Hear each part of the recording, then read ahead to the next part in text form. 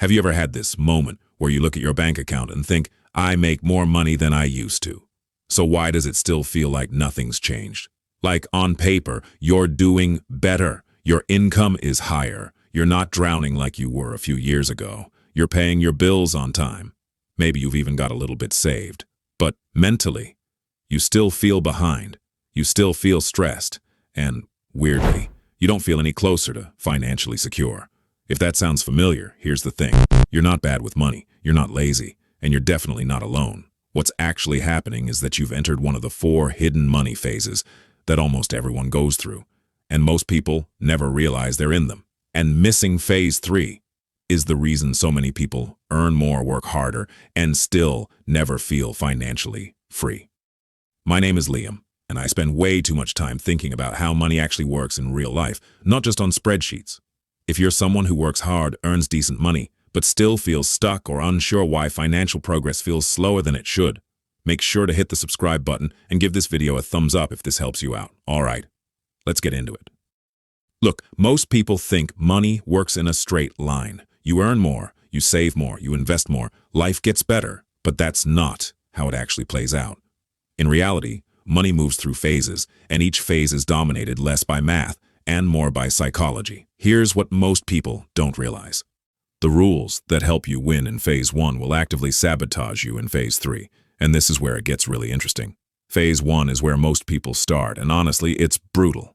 This is the phase where your income barely covers your expenses. Unexpected costs feel like emergencies. Saving feels impossible, not because you're irresponsible, but because there's nothing left. Now you might be thinking, yeah, Liam, that's obvious. That's just being broke. But psychologically, phase 1 does something dangerous.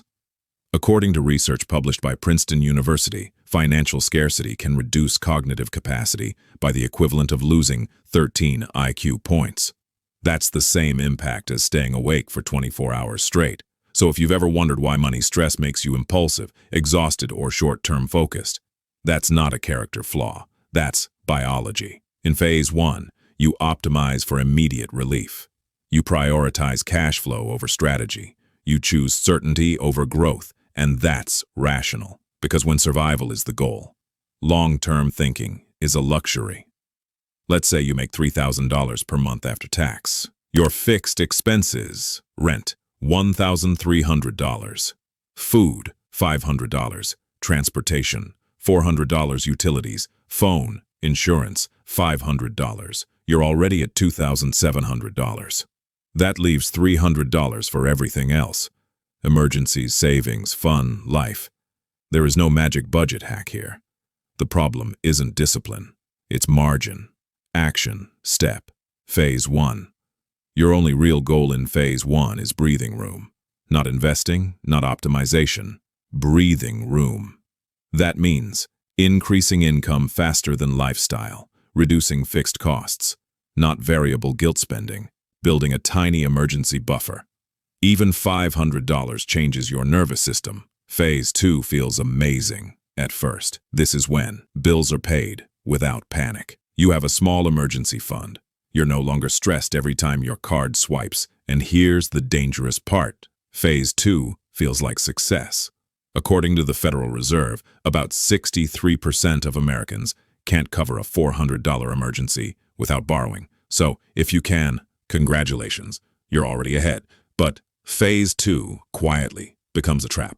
Why? Because your brain confuses stability with security. Here's what most people don't realize. Phase 2 is where lifestyle inflation sneaks in wearing a suit and tie. You upgrade the apartment, the car, the subscriptions. The I deserve this spending, not irresponsibly, gradually.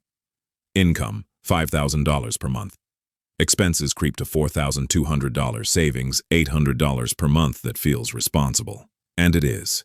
But the problem is this. Phase 2. Money habits are defensive, not offensive. You're protecting comfort, not building leverage. Action. Step. Phase 2. You need to consciously create a gap between what you can afford and what you actually spend. Automate savings. Delay upgrades. Keep your fixed costs boring. Because phase 2 is temporary, whether you realize it or not. This is the phase most people never enter. not because they can, but because they don't recognize it. Phase 3 begins when your income exceeds your lifestyle by a meaningful margin. Saving feels easy, and the question becomes, what do I do with the excess? Now you might be thinking, isn't this just investing? Not exactly. Phase 3 is about behavioral leverage, not returns. Here's the stat that should wake you up. According to Vanguard data, investor behavior costs the average person about 1.7% per year in returns due to bad timing, fear, and overreaction. That's not market risk. That's human psychology. In Phase 3, the danger isn't overspending. It's overthinking, over-optimizing, chasing complexity instead of consistency. People get stuck researching forever because now the stakes feel real. This is where it gets really interesting. Let's say you invest $1,500 per month at a conservative 7% annual return. In 10 years, approximately $260,000. In 20 years, approximately $740,000. In 30 years, approximately $1.7 million, but only if you stay consistent.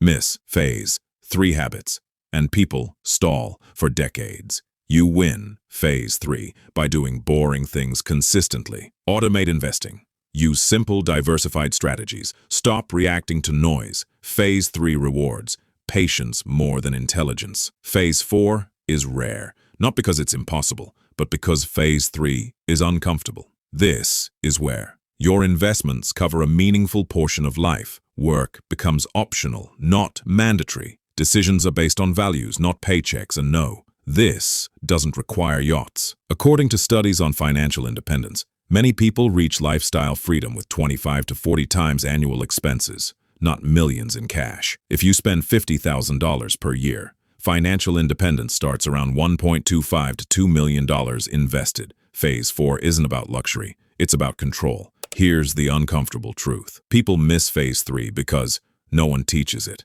It's not flashy. It requires emotional regulation. Society celebrates income, not consistency. But wealth is built in silence, through boring decisions repeated over years. Look, if you take one thing from this video, let it be this. Money doesn't change your life when you earn more. It changes your life when your behavior changes at the right phase. If you feel stuck, you're probably not failing. You're just playing the wrong phase with the wrong rules. And once you see these phases, you can't unsee them. If this helped you understand your money differently, subscribe to the channel. I put out videos like this every week. Practical, honest, and focused on helping you build a better financial future without the nonsense. And if you want, comment below which phase you think you're in right now. I read those, and it helps more people find this video. I'll see you in the next one.